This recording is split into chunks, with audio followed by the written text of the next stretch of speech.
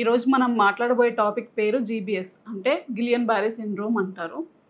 గిలియన్ బారే syndrome అంటే ఏంటి? అది ఎందువల్ల వస్తుంది?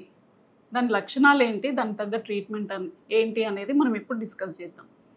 గిలియన్ బారే సిండ్రోమ్ అంటే యూజువల్లీ అది ప్రిసీడింగ్ ఇన్ఫెక్షన్ తోటి వస్తుంది. ప్రిసీడింగ్ ఇన్ఫెక్షన్ అంటే ఏదన్నా వైరల్ ఇన్ఫెక్షన్ కానీ, ఏ రకమైన బ్యాక్టీరియల్ ఇన్ఫెక్షన్ వల్ల కానీ రావచ్చు. యూజువల్లీ వైరస్ ఇన్ఫెక్షన్ తర్వాత చూస్తూ ఉంటాము.